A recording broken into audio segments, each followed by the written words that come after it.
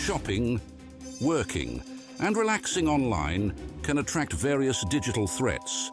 To improve your protection against them, just turn on NordVPN. This cybersecurity app will block web trackers and malware-infected sites.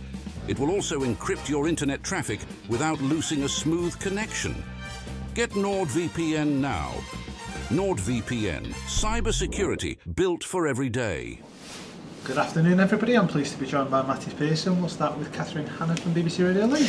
Thanks very much. Afternoon, Matty. Obviously, two very contrasting results from the previous two games. Reflecting on Saturday, what do you put that down to as to where it went wrong? It's hard to put your finger on it. I think the early goals set us back and we never recovered. Like you say, it'd be nice to say it's this, it's that, but obviously it's hard to put your finger exactly what it was. I think it may have been the early goal and we just didn't recover from it. The beauty of it is we've got Tuesday now to bounce back, and that's what we're looking to do. And that's the difficulty, I guess, because it was such an early goal. There was so much scope to kind of get back on track and so many more minutes still to play. When you just can't find that rhythm and can't get back into a game again, do you kind of sense that unfolding on the pitch? Yeah, it's getting a balance of calming down and settling yourself and obviously not conceding again. I think to a point we have settled down, but the second goal put doubt again, and then it carried on. So no, it's disappointing. I'd like if we'd have gone there and got a result, it'd have set us on his way. But like I say, we've got Tuesday now, and that's all we're looking forward to. What do you do then to make sure it doesn't happen again? We've got to start right. The key to any game, I think, is how you start the game. Like you say, all my older managers have gone first tackle, first header. So for me, as a defender, it's win my first tackle, win my first header. And they're all the principles that I'll take into the next game. That's it, just do the basic things right. Yeah, get the basics done and win your battles first. Once we win those battles, then we can start playing. Do you kind of put that responsibility on your shoulders to bring the leadership that's needed in these situations where things aren't going according to plan or it's a bit difficult? You kind of put that on you to lead by example, if you like? Yeah, I'd like to think so. I think at the weekend maybe us older lads, we need to stick to the basics instead of getting too carried away and trying to do stuff before we've done the basics well first. So when I say the basics, I mean headers, tackles, win your battles first, then we can start playing. Any game that the first half an hour is frantic, and once you win the battle, then you can start playing the game, and maybe we just didn't do that. It really is getting down to the business end of the season now. I know it's a cliche, but how important is it that you find a run of form quickly? Because ultimately you want to be in the playoffs, but you don't want to stumble into them. You want to go into them in good form with plenty of confidence, don't you?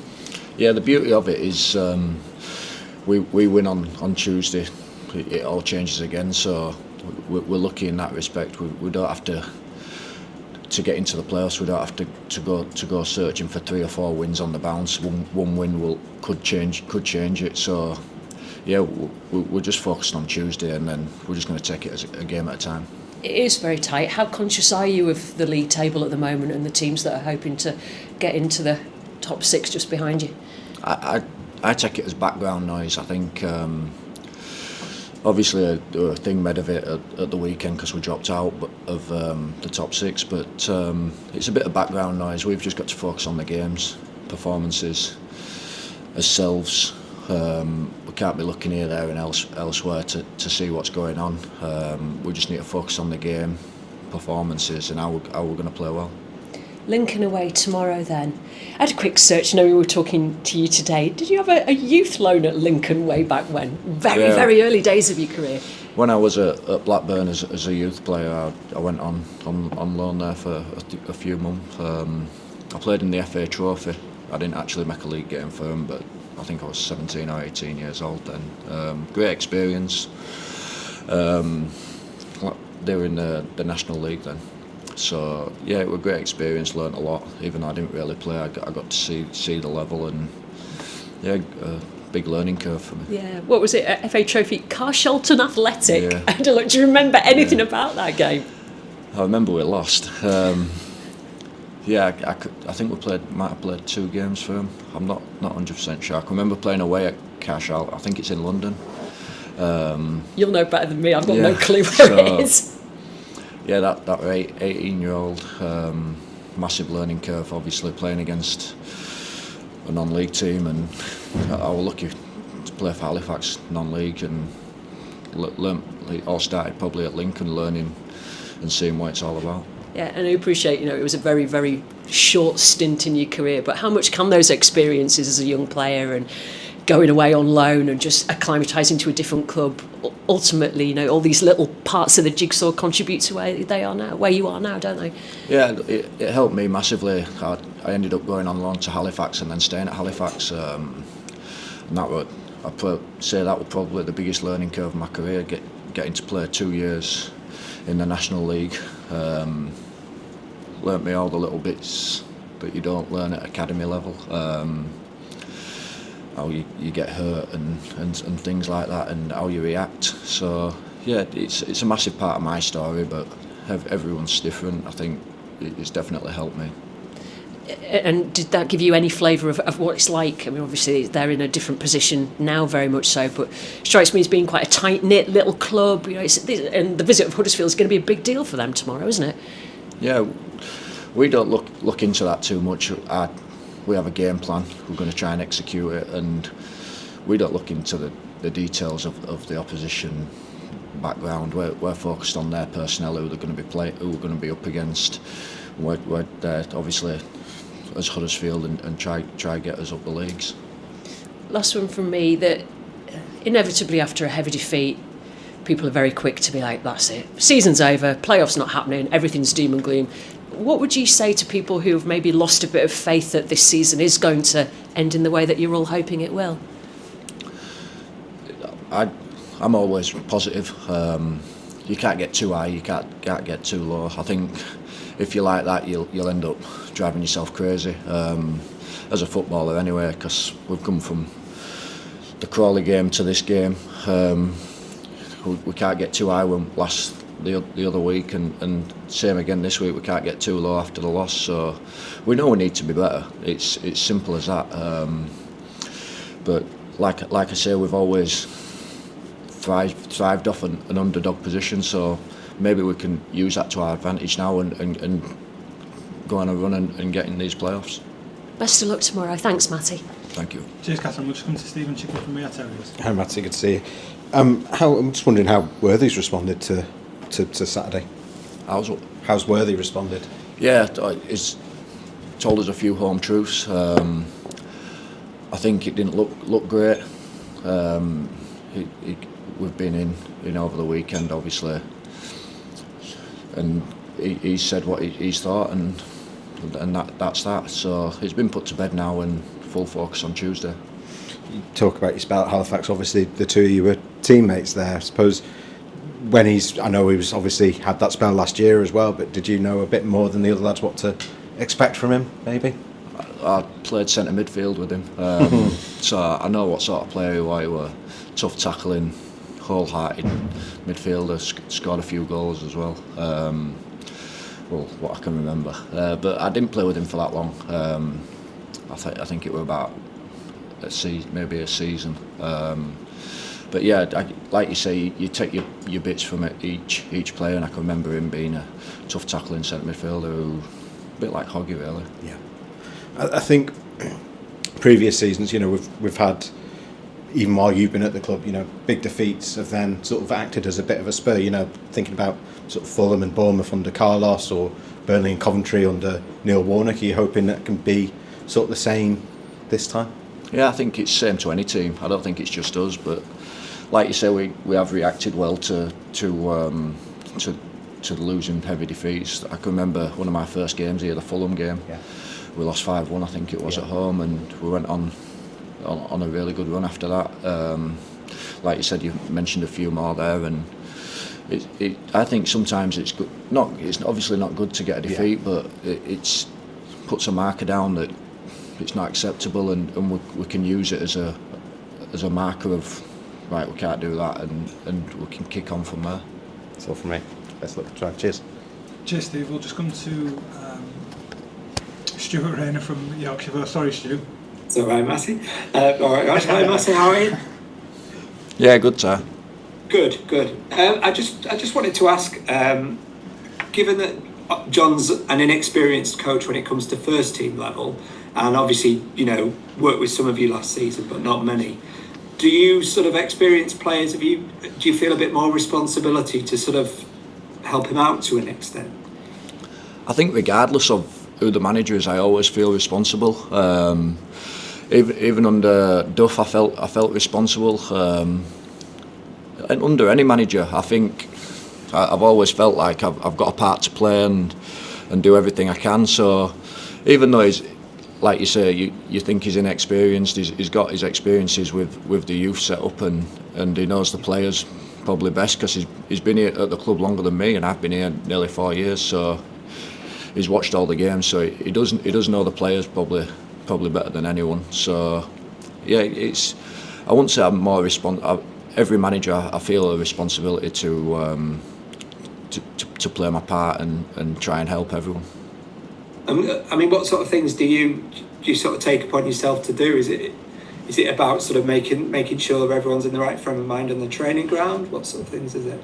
Yeah, it's little things. Keep making sure people, younger lads, are doing it correct, doing stuff correctly, and getting yourself in the right, like you say, frame of mind for the games, application, all things like that. That's pretty much how I've tried to make a career out of the game, applying myself right. I won't say I'm the best footballer in the world, but everything I've done, I've tried to do to my best ability, apply myself right, make sure I have a good, like, little things like have a good night's sleep before you play a game and stuff like that. But no, like you say, I've just try and apply myself and pass it on to all the lads how to do stuff. Is that something that you've sort of become more conscious of the older you've got? Yeah, I'd like to think I've started doing my coaching badges, trying to obviously learn a little bit of that side of the game as well, and obviously passing on little bits of information to the lads that wish I'd have known when I was younger. It'd be nice. So it's just getting to grips with what it's like to be, because we've got quite a few young lads, and Brodie's probably a prime example of doing stuff well. He's done really well, and he's learned from Tom Lees, who's prime example of how to apply yourself, and it just helps. Are you set on being a coach, or are you just sort of trying it at the moment to see how it goes? Yeah, I've only started. It's only my UEFA B, so it's not like it's just a starter and just getting a feel for it, see how it goes. Really, I'm planning on playing till I'm 40. So. Do you think though, just doing those courses and just setting your brain thinking about those things helps you as a player as well? Yeah, I do. It makes you think of it a different way, maybe as a coach's point of view instead of a player. I've always thought of myself, I'm a bit selfish, and I'd always think why am I not playing or what? Whereas doing these badges have made me think how players think, and just from a coach's point of view. And I think when the team sheets came out for Crawley the other week, there were quite a few of us surprised to see you back so quickly from injury. Just sort of talk us through that and the things you had to do to get back so quickly. No, it was always the plan. Regardless of who the manager was, it was always the plan. Yeah, there was no rush. I didn't rush back for that game. It was always a planned game I was going to be fit for. It may have looked a little bit suspicious, obviously, with the manager leaving and me coming in, but it was never the case. It was a planned return. It wasn't a sped up return at all.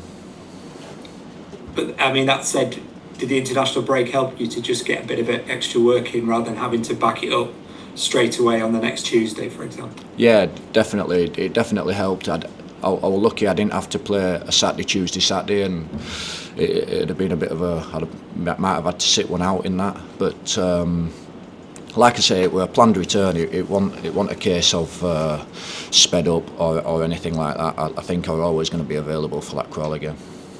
Fair enough. And do you feel as though now you are quite comfortable going Saturday, Tuesday for the rest of the season? Yeah, especially like you say with the international break, it's helped in my favour. So it's just match fitness, and you can only get that by playing games. So now hopefully I get a bit of a run of games, but I'm feeling ready.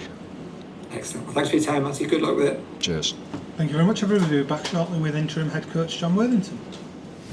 Shopping, working, and relaxing online can attract various digital threats. To improve your protection against them, just turn on NordVPN.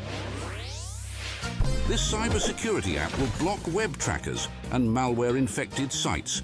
It will also encrypt your internet traffic without losing a smooth connection. Get NordVPN now. NordVPN, cybersecurity built for every day. Tomorrow's game is the first of 4 friendly internationals for Northern Ireland before the start of the qualifiers in September, as manager Michael O'Neill tries to plot a path to take this young team to what would be a first World Cup finals in 40 years. Growing up, every boy's dream is to play for Northern Ireland.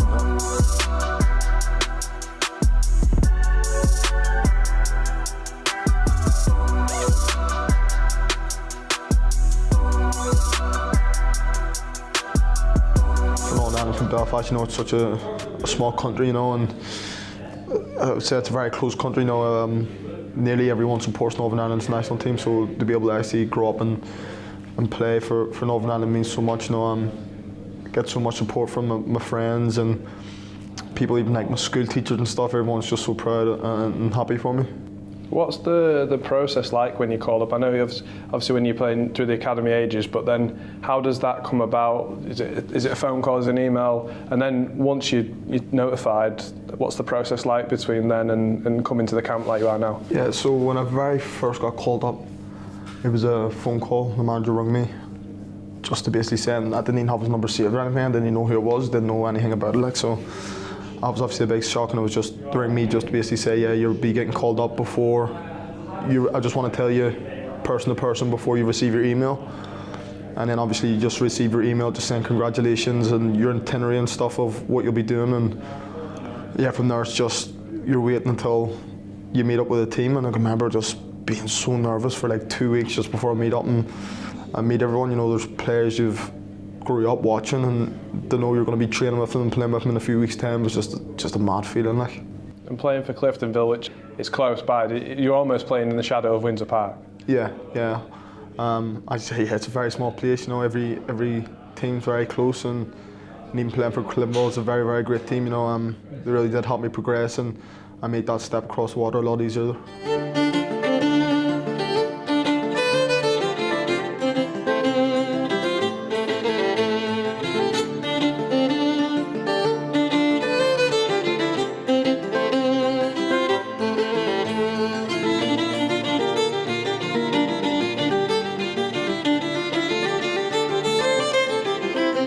So, in my former job, I was the Elite Performance Director of the Irish FA, and part of my job, the principal aim of my job was to set up a programme for the best young players in Northern Ireland and try and give them, or create a pathway with the clubs to England, professional life in England. And Brodie would have been one of the first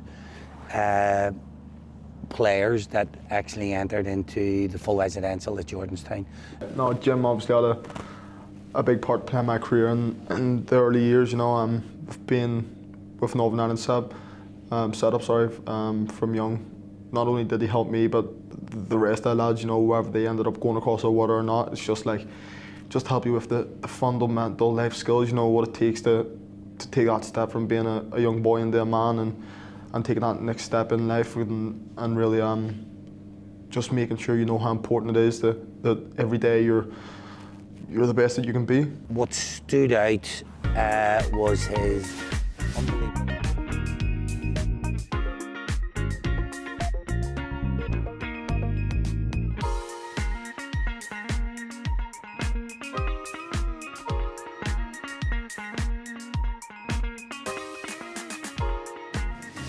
Shopping, working, and relaxing online can attract various digital threats. To improve your protection against them, just turn on NordVPN. This cybersecurity app will block web trackers and malware-infected sites. It will also encrypt your internet traffic without losing a smooth connection. Get NordVPN now. NordVPN, cybersecurity built for every day. Welcome back, everybody. I'm pleased to be joined by interim head coach Jon Worthington. We'll start again with Catherine Hannah from BBC Radio Leeds. Thanks very much. Afternoon, John. Obviously, a couple of days down the line now, the emotions died down a little bit after Saturday's defeat. But on reflection, what do you think maybe the biggest disappointment was for you on Saturday? I think obviously we came in Sunday, digested the game and went through it, and it was good to be in Sunday, get closure on it, leading into Tuesday's game. I think ultimately for us, everything that I saw during the game and then when I watched it back was just the same. I think the disappointments were at times when we got outfought in moments in the game and our reactions to the first goal. But ultimately, it's part and parcel of it. I said all along it wouldn't be plain sailing from now to the end of the season. There were going to be challenges and it was going to be a little bit of a roller coaster. But ultimately, we deal with what happened on Saturday, move on, and everyone's in a positive frame now with that to the back of our minds and leading into the game Tuesday. Did you read the riot act on Sunday, or did you kind of get out everything you wanted to say on Saturday before you kind of move on? Yeah, I don't think it's a case of reading the riot act. I think we discussed it. We had conversations around it. We're honest. That's how I am and how I deal with players. And I think, like I said in the press afterwards, they're an honest bunch. So I think they knew as well. So it's a case of now reacting and putting that right tomorrow night. So with that in mind then, do you look to the same starting 11 tomorrow night to give them an opportunity to, come on, let's show what you're really all about, or are you minded to maybe swap things around a little bit? I think, yes, I think whoever plays will have a point to prove, a reaction. So I think ultimately there will be changes, there always is, but also with in mind that we've got 8 games in a month, so I think you have to have that in consideration again, but ultimately the team will be picked to win the game against Lincoln. Who do you look to for your leadership on the pitch then, when it's difficult times? Pressures are on now in every game to get a result, so who do you look to deliver that for you? I think there is the senior characters, the senior players, obviously Hoggy, Matty Pearson, Lee Nichols, but others as well. And I think, yes, there is those leaders and those characters that you need, but it's also it's a collective. It's everybody. Kind of making sure that they're on board with that and they're doing everything that they can to influence and impact the group. I wondered, somebody like Radinho Balka, who sets himself such high standards, we know how good a player he can be. Probably by his own admission, he was maybe a bit below par on Saturday. Is he somebody that you take to one side, have a conversation with? How do you approach it when somebody doesn't deliver in the way you're hoping? I don't think. I think some players need that. Some players don't. I think he's an experienced player. I think we all know his capabilities. I think, let's be honest, he's not going to be the first player to make a mistake, and he's not going to be the last. And that's the nature of the game. But I know he's an excellent professional, and he'll be looking forward to the game, to the next game, whenever that comes, as much as anybody else. Do you think that those mistakes, uncharacteristically, would maybe just down to a bit of rustiness? He is coming back from injury. Possibly. But I think he has trained. He's looked ready, and I've got no concerns about Radinho Balka, none whatsoever, really. No, so it's not like in hindsight you're thinking maybe was he ready to start for me on Saturday? No, not at all. No, he was good to go. Joe Taylor looked like he picked up a bit of a knock on Saturday. Is he fit for tomorrow? He's fit. Yeah. He's fine. No concerns over him at all. Team-wise, generally, have you got anybody coming back or anybody missing tomorrow? Don't think there's anybody coming back. There's probably a couple of doubts that I'll just leave till tomorrow to make that final call. Okay. Got to talk to you about Dion Charles. Inevitably, there's been a lot of discussion about a video of him at Bolton in the away end on Saturday. It's not a great look. Yeah, I think Dion came to see me on Sunday morning, first thing, to apologise. I think ultimately he's probably been a little bit naive in terms of with the context of it being against Bolton and another team in our league, but also the context as well is at a football match with his 3-year-old son. He's injured, he's not available for us as well. So, but he was apologetic, and I think ultimately we draw a line on it and move on as quickly as possible. Okay, so he was there with family. It wasn't just that he was there having a lovely time as a Bolton fan. No, he was there with his son watching the game. Okay, and does he acknowledge that he was maybe a bit daft to do that, given that everybody's got camera phones these days? I think, like I said, I think that was why the first person at my door on Sunday morning was Dion to apologise for that. Okay. Yeah. How close is he to actually being fit to play for you again? He's getting there, getting close. Close. 8 games to go now. It's really close. There's pressure on every single game. How do you get back on track? And how did you handle it as a player off the back of a heavy defeat? And is that something you can draw on now? Yeah, I think ultimately, I think every manager, every footballer, initially after a defeat, it hurts, and that was definitely the case for me on the coach on the way back. It hurts, hate losing. The players hate losing, but you have to reflect and ultimately it's about how you react and how you respond. And I said it's the same as Charlton. They had to react and respond after losing to Peterborough. I think we're fortunate the game comes quickly. I think the closer the better to kind of put things right. And my focus now is that game's gone. We've dealt with the things that we need to deal with, and it's all full steam ahead for the next game. Yeah. Did it hurt the players as much as it hurt you? I'd like to think so. I'm pretty sure it will do because the good people and good characters in there. So I'm sure it did.